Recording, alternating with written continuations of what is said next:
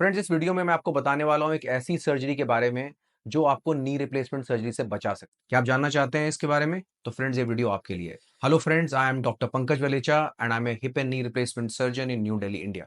In last 20 years, I've operated more than 4,500 patients and I've helped them in getting back to their normal lives after the surgery. So friends, आइए जानते हैं कि ये क्या surgery है और ये कैसे करते हैं. So friends, इस सर्जरी को बोलते हैं high tibial osteotomy. High tibial osteotomy का मतलब है कि ये टिबिया यानी कि लेग बोन के अंदर की जाती है. ऑस्टियोटमी मतलब आपकी बोन को जो कि टेढ़ी है उसको कट करके सीधा किया जाता है. और हाई मतलब आपकी लेग बोन या टिबिया के ऊपर वाले हिस्से में की जाती है.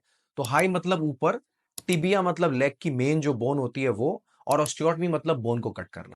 So friends, high tibial osteotomy एक जॉइंट प्रेजर्वेशन सर्जरी है, यानी कि आपके नेचुरल नी को सेव करने वाली surgery. Correct, knee joint preservation surgery. और ये उन यंग पेशेंट्स के लिए की जाती है जिनके एक ही कंपार्टमेंट में प्रॉब्लम है. मैंने बहुत वीडियोस में आपको बताया है कि जो नी जॉइंट है इसमें ये बनता है थाई की बोन और लेग की बोन के बीच में, और इसमें एक तीसरी बोन होती है नी कैप, जिसको पटेला कहा जाता है. हम आपके एक्सरे और स्पेशल एक्सरे जिनको स्कैनोग्राम कहा जाता है वो करके ये देखते हैं कि आपकी जब इन दो बोन्स के बीच में गैप कम हो गया है, मतलब ये कुशन घिस गया है, तो ये आपका नी जॉइंट थोड़ा टेढ़ा हो जाता है. और उस अलाइनमेंट फिल्म से या स्कैनोग्राम से हमें पता लगता है कि कितना एंगल आपका टेढ़ा हो गया है, आपकी टांग की अलाइनमेंट कितनी डिस्टर्ब हो गई है. जैसा आप जानते हैं कि कार की अलाइनमेंट खराब हो जाए तो टायर घिस जाते हैं, वैसे ही अगर टांग की अलाइनमेंट खराब हो जाए तो घुटना घिस जाता है.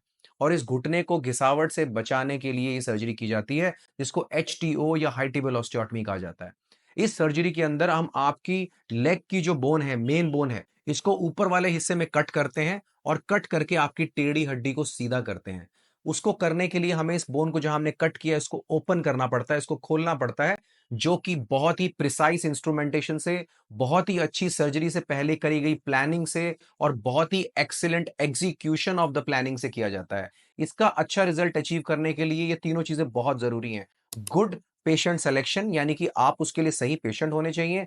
To, good surgical planning by doing pre operative x-rays and long leg films. जब हम वो करते हैं और आपकी सर्जरी को प्लान करते हैं तो जो हमारा प्री ऑपरेटिव प्लान होता है उसको हम सर्जरी के समय अच्छी सर्जिकल टेक्निक से एग्जीक्यूट करते हैं. जब उस बोन को हमने ओपन कर दिया, उसके अंदर जो गैप क्रिएट होता है उसको वहां बना के रखना होता है. उसके अंदर अपने आप बोन फॉर्मेशन होती है, और अगर गैप ओपनिंग थोड़ी ज्यादा है तो उसके अंदर बोन ग्राफ्ट या हड्डी भी डाली जाती है. और इस गैप को बाद में एक स्पेशल तरह की प्लेट से फिक्स किया जाता है, जो कि टाइटेनियम की बनी होती है, जो कि बहुत ही लो प्रोफाइल होती है.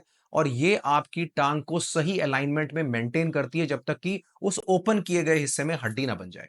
और जब एक बार हड्डी बन जाती है तो आपकी बॉडी का वेट, जो कि घिसे हुए हिस्से पे आ रहा था, जो कि आपका नी ऐसे था और वो एक घिसे हुए हिस्से पे वेट आ रहा था, वो वेट आपके हेल्दी कंपार्टमेंट यानी कि बिना घिसे हुए हिस्से पे आने लगता है और आप पेन ठीक हो जाता है. You will be very happy to know कि इस सर्जरी को करने के बाद 10 से 15 साल तक आप अपने नेचुरल नी पे चल सकते हैं. Isn't it a new information for you? अगर आपके लिए नई इन्फॉर्मेशन है तो प्लीज नो कि ये एक बहुत ही सक्सेसफुल सर्जरी है फॉर यंग आर्थराइटिक पेशेंट्स, जिनको यंग एज में आर्थराइटिस हो गया है. But for that you have to go and meet your doctor as early as possible. जब आप नी में पेन फील कर रहे हैं, you don't have to sit and treat your pain. Pain killer खा लिया या किसी लोकल डॉक्टर को दिखा लिया या अपने फ्रेंड से पूछ के कुछ लोकल ट्रीटमेंट कर लिया. You must go and consult your doctor, because एक लिमिट के बियॉन्ड जब हमारे एक कंपार्टमेंट से दो कंपार्टमेंट इन्वॉल्व हो जाते हैं नी जॉइंट के, तो ये सर्जरी नहीं की जा सकती.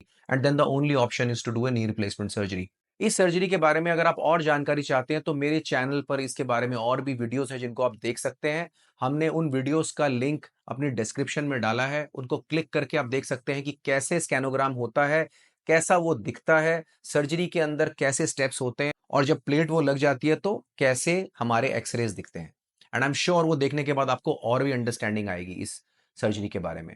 सो फ्रेंड्स, आई होप ये वीडियो आपको यूजफुल लगा, और अगर आपको ऐसी ही और जानकारी नी की प्रॉब्लम्स के बारे में चाहिए तो आप मेरे चैनल को सब्सक्राइब कर सकते हैं. And I will see you in the next video. Thank you so much for watching.